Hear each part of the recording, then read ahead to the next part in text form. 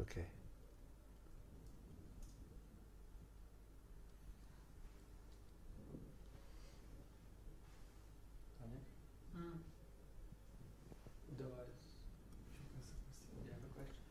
Oh no. He's just sitting there being conscious of his consciousness. Trying to. Leave him alone. Okay. I have more questions. More questions? There's no more there? Oh boy. There's more. Yes. Okay. There's more. Let's go there. Take the turn then. I got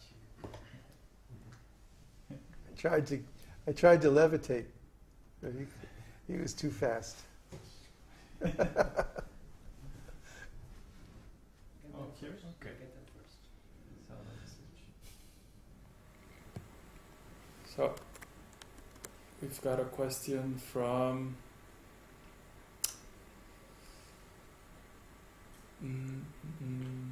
Devesh.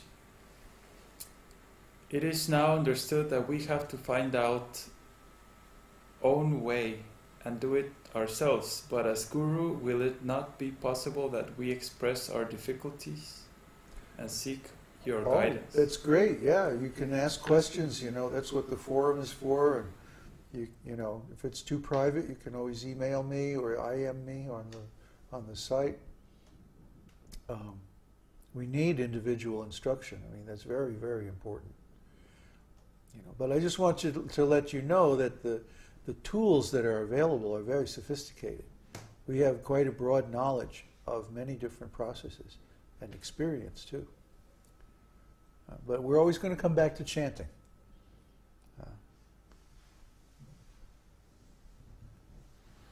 Question from David Lugan. What is the technique you used for Brahman realization? I don't want to go into that right now. You can write me.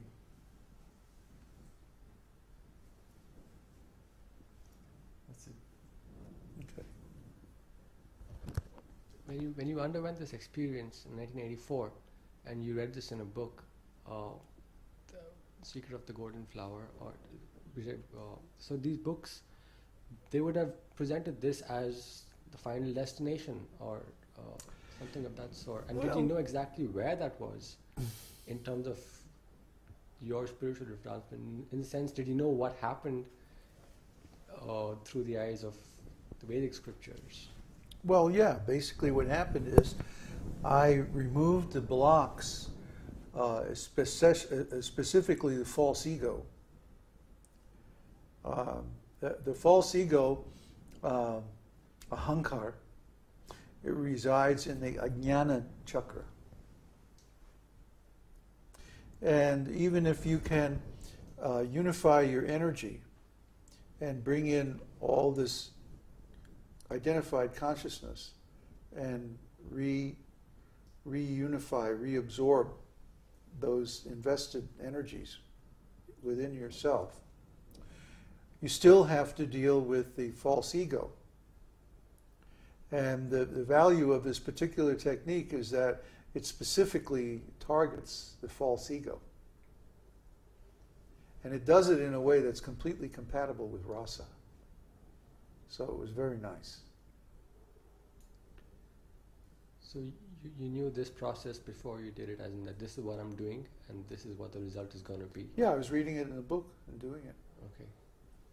But it's like the process was going already anyway.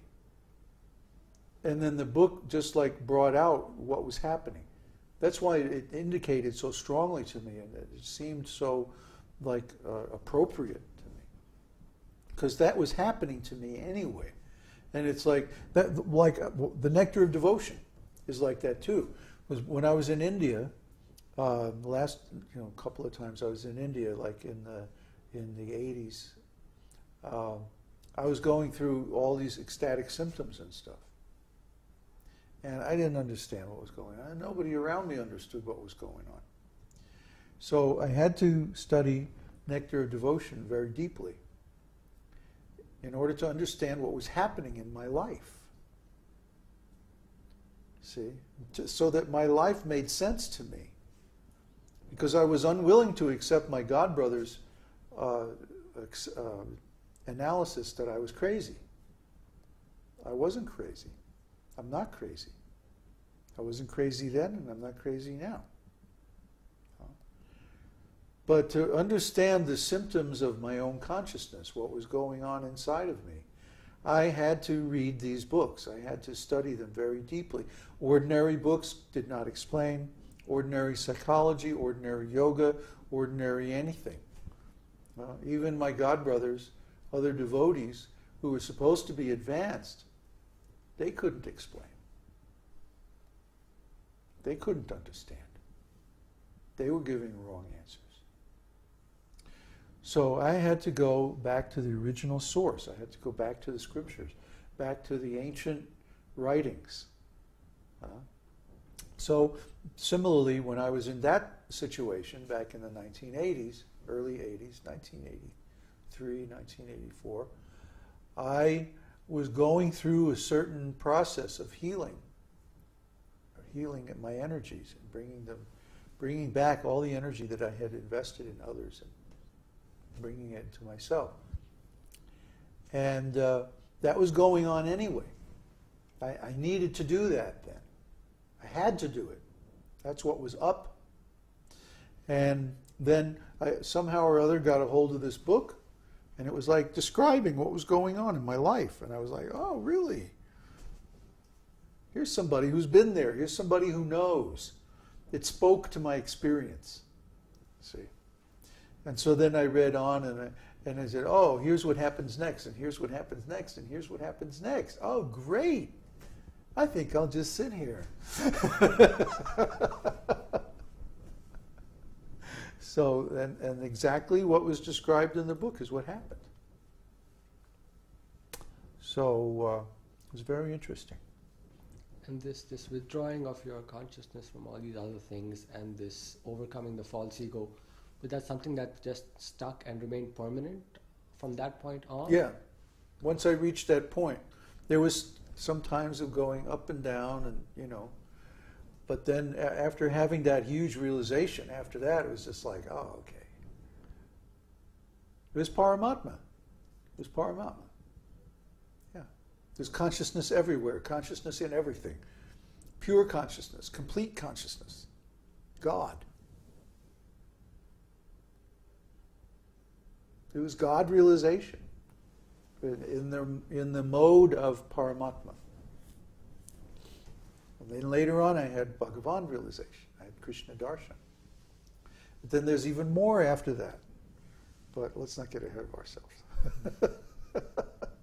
But so you were very clear that there was much more after that, because a lot of people they stumble across some experience like this and they think, oh, this is it.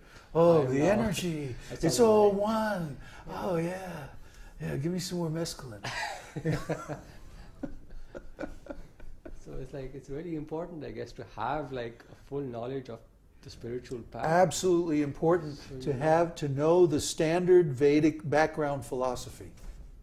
Absolutely important to know Bhagavad-gītā backwards and forwards. Absolutely important. Because without that, these other books don't have a context. They're just little isolated things with no real meaning. Just like we were talking about, well, in the introductory seminar, we're talking about Hatha Yoga. Patanjali. Patanjali wrote his Yoga Sutras in the context of Vedic society, Vedic literature. He wrote it against the background of a standard Vedic philosophy of consciousness. He was not writing in a vacuum. It was not meant to stand alone, not by any means. Just like if you read a book like a computer manual, the computer manual is meant to exist in a certain context, that you have electricity, that you have a dry place to keep your equipment, that you know what a computer is and what it's good for, and you have access to software and so many other things. Those things are assumed to be the context. And without that context, the computer manual is useless, irrelevant, meaningless. And the same is true of any of these mystical writings like Patanjali Yoga Sutras, Secret of the Golden Flower, the book that Damo wrote about Qigong. You know, what was his name? Bodhisattva, Bodhidharma wrote about Qigong, the muscle changing system, and he wrote another book. These books are meaningless outside of the context of Vedic knowledge. If you don't know what consciousness is, if you don't know that you're supposed to purify your consciousness, if you don't know that there's a goal, a very, very high goal of attaining self-realization, God realization, all of these books are basically meaningless. They're useless. They're just one little isolated piece of knowledge that requires all this other background to be functional, to be useful.